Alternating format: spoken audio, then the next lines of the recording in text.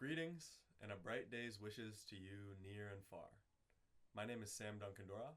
I'm a fourth-year English student at Cal Poly in San Luis Obispo, studying literature and film, the language arts. Originally, I'm from Portland, Oregon. Today, let's explore the potency and meaning of representing a sense of place in storytelling through three intergenerational works in three chapters: Given, Imagine, and Chosen. Beginning with a given experience of place, the disposition of where we take our first steps. And so, imagined places, those that we long for, where artistic mediums can transport us to. And finally, the reasons enshine within the places we choose to be that nurture and challenge us. Foremost, Elizabeth Bishop's 1976 irony-laced and reflective poem, One Art. Opening up a chasm of emotion, Bishop laments with a tender poignancy, but too, an impersonal didactic suggestion. The art of losing isn't hard to master. So many things seem filled with intent to be lost that their loss is no disaster. Meandering and oscillating between the material and the trivial, relatively, she continues. Lose something every day. Accept the fluster of lost door keys, the hour badly spent. The art of losing isn't hard to master. Bishop lands and expands on the greatest aspect of her grief, in place. I lost two cities, lovely ones, and vaster, some realms I owned, two rivers, a continent. I missed them, but it wasn't a disaster. Disaster? Could it be? Absolutely. Is there greater loss than displacement? Think about it. The provocations of Bishop's words wrestle with a multitude of feelings that wiggle on their own even without being riled up. For finding peace in departing from the first places that we have, the transition of reckoning with change and being away fully, does it ever really settle? In his 1961 essay entitled An Experiment in Criticism, C.S. Lewis posits, "The man who is contented to be only himself, and therefore less a self, is in prison. My own eyes are not enough for me. I will see through those of others." Art and storytelling is a way of entering an empathy machine. To engage with the writing of another's mind, to view the screen and absorb the pictures as they move, is an act of merging consciousness. Lewis's urge plays on what must be a fundamental impulse, entering into the imagined world of our desired spaces, that is known and gravitated towards, and also may be. In Washington Irving's 1918 story of Rip Van Winkle, a sense of place is explored in fluidity. What we inherit, what we escape to, and what changes in our absence, as to pique the imagination. Rip's sleepy Hudson Valley village is a given place, but he flees into the Catskills, an imagined, almost mythical space. After his 20-year slumber, he returns, disheveled, to find his home transformed, his identity lost in time.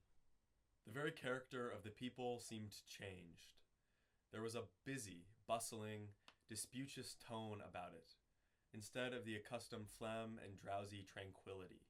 Bridging nostalgia and progress, questioning whether place is defined by geography or the narratives we attach to it.